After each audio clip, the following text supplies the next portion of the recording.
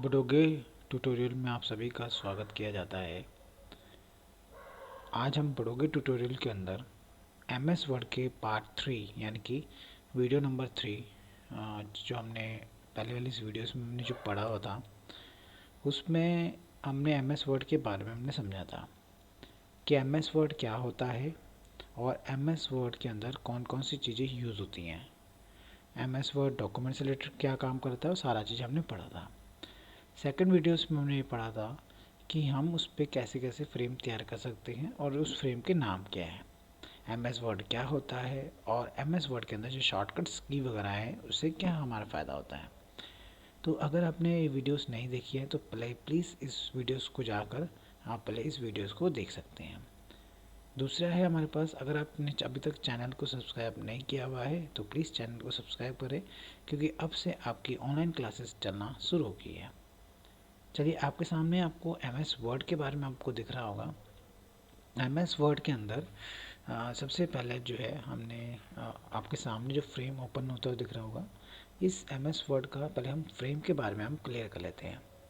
MS word का सबसे top वाला हिस्सा जो आप देख पा रहे हैं, ये एक इसका एक टूल बार है।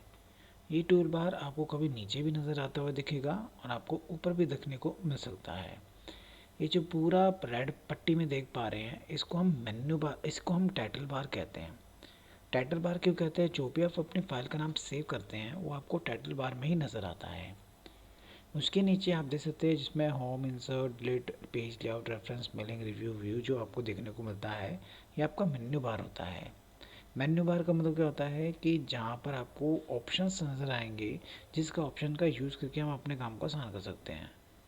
मेन्यू बार की एक शॉर्टकट की आपको पता होगी, आई थिंक मैंने आपको स्टार्टिंग वाले वीडियोस में भी बताई हुई है कि हमारी मेन्यू बार की जो शॉर्टकट की है वो हमारी ऑल्ट है।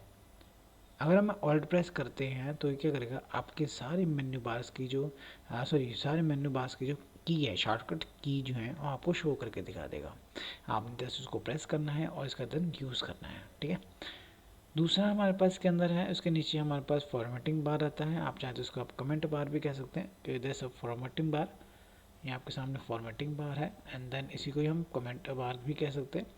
अगर आपसे कोई क्वेश्चन पूछता है कि ये दो दो नाम पे हैं तो बताना कि ओल्ड वर्जन है तो फॉर्मेटिंग बार, लेटेस्ट वर्जन है तो आपका कमेंट बार हो सकता है इसके अंदर, ठीक है।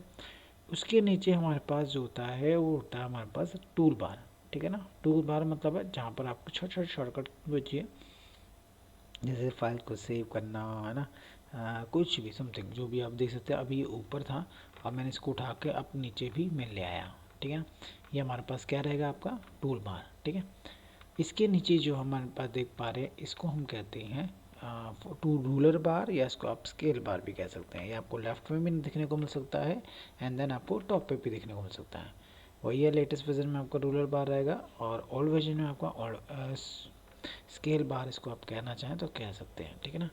दूसरा हमारे पास क्या है, जिस सेक्शन के पॉइंट पे, जिस सॉफ्टवेयर, कोई भी सॉफ्टवेयर की हम बात करते हैं तो किसी सॉफ्टवेयर के एरिया में हम जब काम करते हैं तो उस एरिया को हम सेक्शन पॉइंट कहते हैं। क्लियर है सबको नहीं चाहिए, ठीक है। उसके जो नीचे आप देख पा रहे हैं, इसको स्टेटस बार कहते हैं। अगर आप स्टेटस बार से रिलेटेड अगर आप कुछ काम करना चाहते हैं तो आप इसमें इसका इस्तेमाल आप कर सकते हैं। तीसरा हमारे पास है, इसके जो नीचे हमारा टास्क बार होता है। जो भी हमारा सिस्टम सॉफ्टवेयर होता है उसके अंदर एक टास्क बार होता है, जिसको हम हमेशा डेस्कटॉप का फुटर पॉइंट कहते हैं। और जो हमारा क्या नाम है, जो हमारा स्टेटस बार है वो हमारा एप्लीकेशन सॉफ्टवेयर का होता है, ठीक है ना। जो भी आप कंटेंट लिखोगे उसको वह शो करके दिखाता है। और टास्क बार क्या होता है, टास्क बार मतलब है कोई भी अगर आप इसमें अटैच करना चाहते हैं तो आप अटैच भी इस पर कर सकते हैं, ठीक है ना। ये सिस्टम सॉफ्टवेयर का होता है और एप्लीकेशन सॉफ्टवेयर का क्या होता है, हमारा status bar. Is that clear सबको, ठीक है।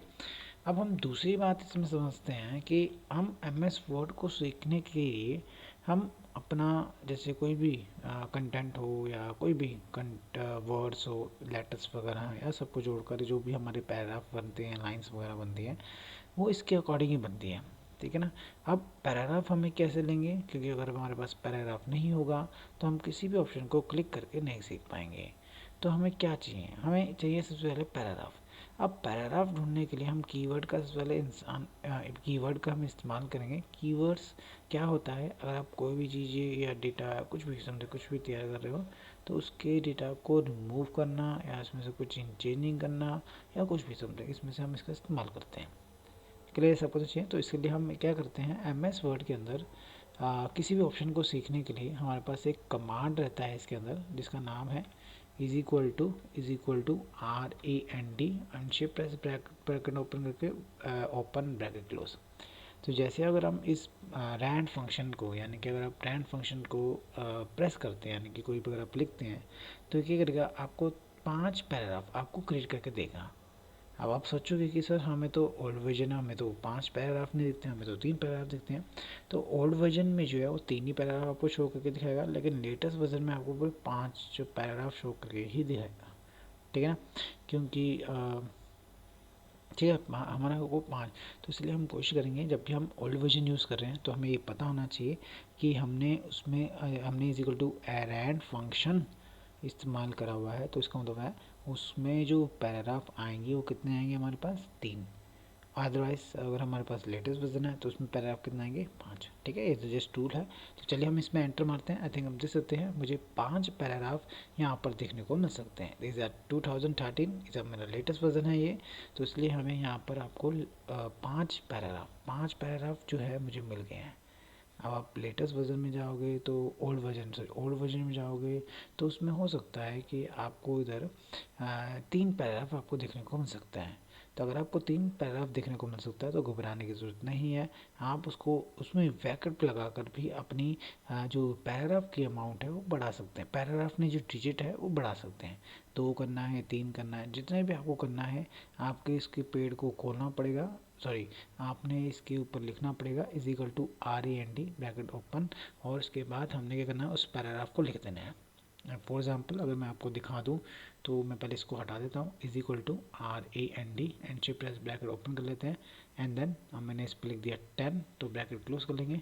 तो यानी कि हमें 10 पैराग्राफ चाहिए, तो एंटर मारेंगे तो 10 पैराग्राफ आपको यहाँ से मिलता हुआ नज़र आ जाएगा। इज दैट क्लियर सबको? ठीक है, इसमें तो आप सभी को डाउट नहीं होना चाहिए। ठीक है, अगर आपसे कोई क्वेश्चन है, कोई डाउट है तो पूछ ले सकते हैं। अब दूसरी बात ये है कि अगर हम इस पे फंक्शन की अगर हम बात करते हैं, अभी आपने देखा होगा कि हमने दिखा is equal to RAND of function. Function means क्या होता है, अगर आप आइडियाज़ लगाओगे फंक्शन मीन्स क्या होता है, तो फंक्शन मीन्स हमारे पास एक ऐसा ऑब्जेक्ट है, एक ऐसा मॉडल है, एक ऐसा हमारा नोटपैड की फाइल्स है जो उसको रन करने के लिए हमें किसी ऑब्जेक्ट का इस्तेमाल करना पड़ता है। मैं जस्ट ऑफ अगर हम स्कूल के अंदर मौजूद हैं तो कोई भी पीएन जो है इज़ ऑब्जेक्ट। पीएन क्या करता है, आपकी नोट्स जो है, आपके पेरेंट्स जो हैं, उनकी बातें हमारे तक पहुंचाने के लिए हम पीएन का इस्तेमाल करते हैं। तो पीएन जो है हमारा ऑब्जेक्ट होता है जो हमारी पूरी क्लास को चलाने का काम करती है। ठीक है, अब मुझे इसको जैसे अभी मैंने कहा इज इक्वल टू हम रैंड फंक्शन, अगर मैं कोई भी नाम लिखता हूँ, फॉर एग्जांपल अगर मैं इसको हटा दूँ, कोई भी नाम लिखता हूँ, जैसे मैंने अमित नाम लिखा, अगर मैंने अमित नाम लिखा है तो मैं चाहता हूँ कि अमित के आगे एक फंक्शन जनरेट हो जाए, मतलब नाम अमित तो एक नाम है ना, मैं चाहता हूँ कि अमित के आगे फंक्शन जनरेट हो जाए। तो आप क्या कर सकते हैं, अमित के आगे सिर्फ अपने 2 सिंबल लगा देना, इज इक्वल टू का, जो मैंने अभी फ्रंट पे नहीं लगाया हुआ है तो मैं लगा देता हूँ इज इक्वल टू का, अमित लिखा, फिर ब्रैकेट ओपन ब्रैकेट क्लोज। अब ये फंक्शन है, अब ये इससे आपसे कोई रिजल्ट नहीं देगा, ये सिर्फ जैसा है वैसे शो करके दिखाएगा। तो ये फंक्शन है आपका, आप इस फंक्शन के ज़रिए मतलब एक ग्रुप कह सकते हैं, फंक्शन मीन्स ग्रुप। तो यानी कि अगर आप व्हाट्सएप पे एक मैसेज करते हैं, तो अगर आप चाहते हैं कि मैं इस ग्रुप पे मैसेज करूँगा तो क्या एक बंदे के पास जाएगा, नहीं, किसके पास जाएगा, जितने भी मेंबर्स ग्रुप में होंगे उन सब के पास जाएगा।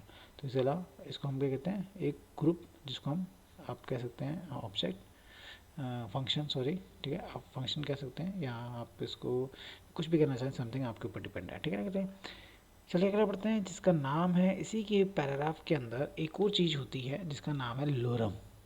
ठीक है ना, इस लोरम फंक्शन कहते हैं इसको, ये लैटिन भाषा में अपनी जो पैराग्राफ है उसको शो करने का काम करता है, इज लोरम IP सम।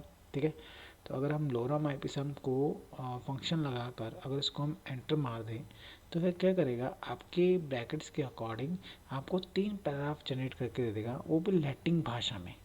ठीक है ना, लैटिन भाषा मतलब है कि आपका ऐसी भाषा है तो आपको समझ भी नहीं आएगी। तो जैसे हम इसको एंटर मारते हैं, आप देखते हैं मुझे 5 पैराग्राफ लोरम आईपीसम से भी मिल गए हैं, लेकिन जो लोरम आईपीसम से मेरे को पैराग्राफ मिले हैं वो किसके मिले हैं, मुझे सिर्फ और सिर्फ उसके मुझे मिले सिर्फ और सिर्फ उसके लिए लैटिन भाषा के लिए ये यूज़ किए गए हैं, क्योंकि आविष्कार ही इसने लैटिन भाषा में किया हुआ है। तो आपको आप चाहें तो आप लोरम आईपीसम का भी इस्तेमाल इस पर कर सकते हैं। इस डेट क्लियर सबको? तो आई थिंक आप सबको ही क्लियर हो गया होगा एमएस वर्ड के छोटे से टॉपिक्स के बारे में। फंक्शन क्या होता है हमने उसके बारे में हमने समझा था। किसी को अगर कोई क्वेश्चन है, कोई डाउट है, आप डायरेक्ट मैसेज मुझे कर सकते हैं, या कॉल्स जो है हम कर सकते हैं, जो भी है। कॉल्स अगर के बाद नहीं है तो आप करा लो, ठीक है। अगर अगर सीधा है आप टेक्स्ट मैसेज कर सकते हैं, डीएम में मुझे कर सकते हैं, ताकि मैं उनके डाउट्स जो आपको सॉल्व कर सकूं अगली वीडियो में, ठीक है। तब तक के लिए इस चैनल को सब्सक्राइब कर लें ताकि आपको नोटिफिकेशन आ जाए नई से नई वीडियो, ताकि मुझे कहीं और डालने की ज़रूरत ना पड़े, ठीक है। तो आप एक बार आप देख लो, कोई क्वेश्चन है या कोई डाउट है तो मुझसे पूछ लो। अदरवाइज़ आपकी आज की क्लास यहीं तक समाप्त करते हैं। बाकी आपकी क्लास रहेगी कल एक नए टॉपिक के साथ, ठीक है। तब तक के लिए ब्रोगे ट्यूटोरियल को सब्सक्राइब करें, और अगर अभी भी सब्सक्राइब नहीं करा है तो आप कर दीजिए। धन्यवाद।